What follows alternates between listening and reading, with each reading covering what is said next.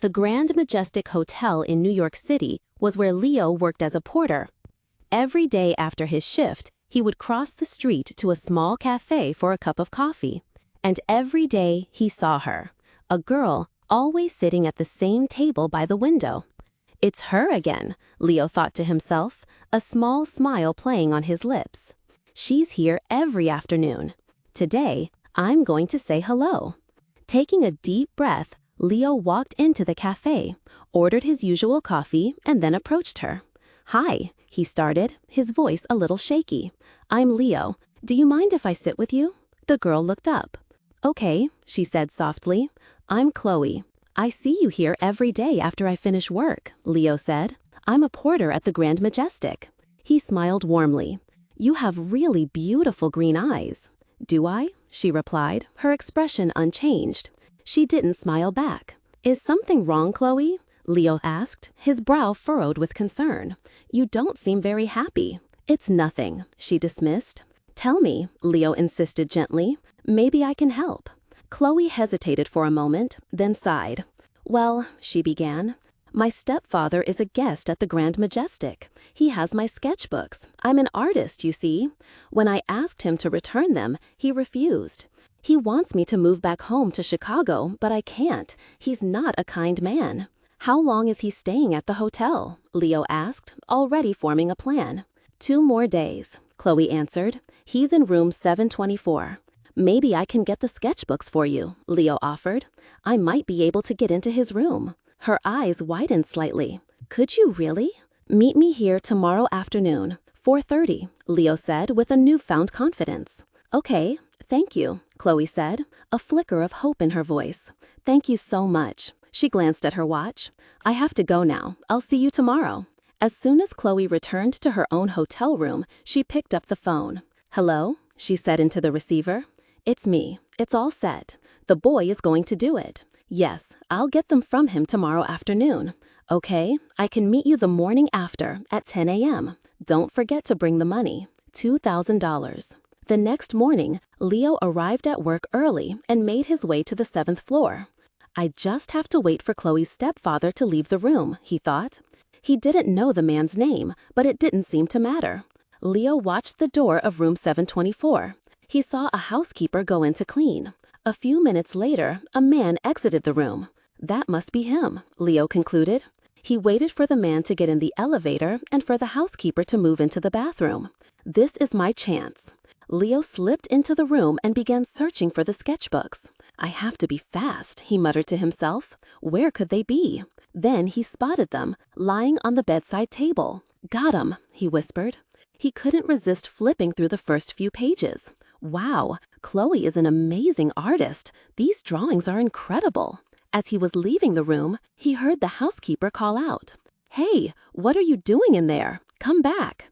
But Leo didn't stop. He walked away quickly. That afternoon, after his shift, Leo left the hotel through a side exit. As he neared the front entrance, he saw the man from room 724 again. That's definitely her stepfather, he thought. Leo waited for the man to enter the hotel before heading to the cafe. Chloe was at their usual table. Leo got his coffee and sat down with her. "I have them," he said, placing the sketchbooks on the table. "That's wonderful," Chloe exclaimed. "Leo, how can I ever thank you?" "You can have dinner with me later," he suggested, "after I go home and change out of this uniform." "Oh, I'm sorry, Leo," Chloe said, her smile faltering. "I can't tonight. How about tomorrow?" "Okay," Leo agreed, a little disappointed. "Tomorrow night it is. We can grab a bite to eat first." "Yes, okay," she said, standing up. "I have to run, but meet me here tomorrow evening at 6. As she turned to leave, Leo noticed she'd left her key on the table. "Don't forget your key," he said, handing it to her. "Oh, thanks," she said, snatching it from his hand. "See you tomorrow." Leo was just finishing his coffee when his friend and fellow porter, Sam, rushed in. "You're in big trouble, Leo," Sam said, his face pale. "The artist Julian Reed's sketchbooks are missing from his room, 724, and there's security footage of you coming from that room." "Who is Julian Reed?" Leo asked, a cold feeling creeping into his stomach. "A famous artist. His paintings sell for thousands of dollars, Sam explained frantically. And his sketchbooks are worth a fortune, too. Do you have them? No, Leo stammered. A girl has them. What girl? A girl with green eyes, Leo said. And he quickly told Sam the story about Chloe and her stepfather. But that's a lie, Sam said after Leo finished. Julian Reed doesn't have a wife or a stepdaughter. You have to find that girl and get the sketchbooks back before the police find you. Leo rushed home to his small studio apartment, his mind racing. How am I ever going to find her? She has the sketchbooks now. She's not going to meet me again. She's going to sell them for a lot of money. As he approached his building, he saw a police car parked out front. Oh no, they're waiting for me. I can't go in. That night, Leo slept on a subway train. Early the next morning, a cleaner woke him up. Hey, you, get up. You can't sleep here all day. Sorry, Leo mumbled, sitting up. As morning commuters filled the platform, one man stopped and stared at a photograph in his newspaper, then looked directly at Leo.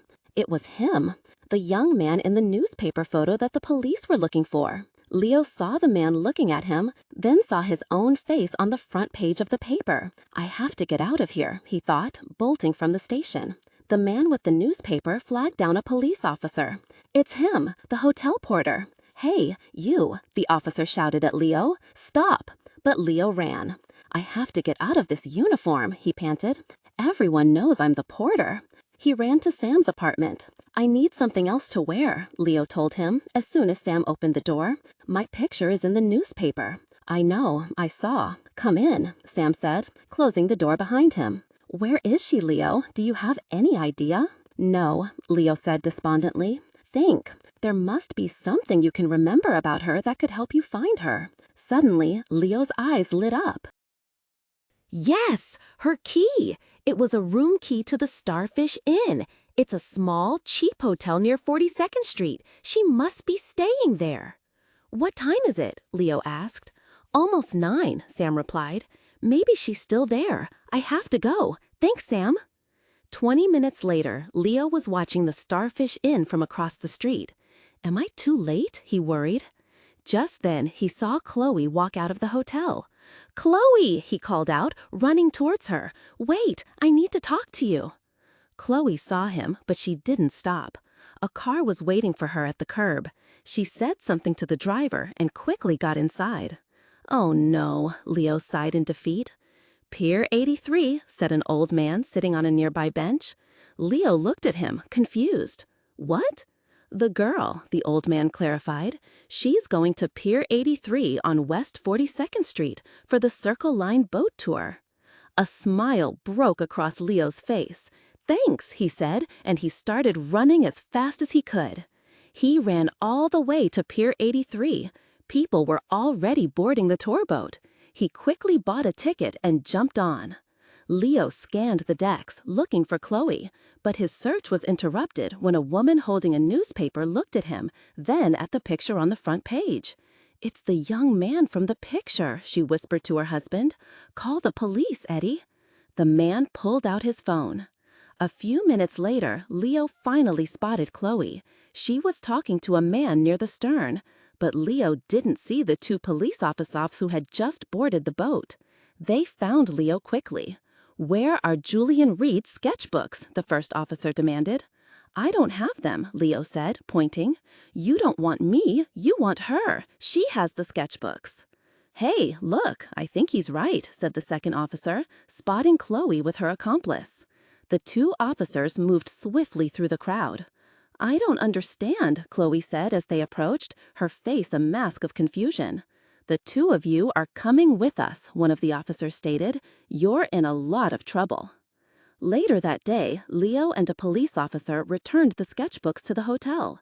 Mr. Reed was overjoyed to have them back.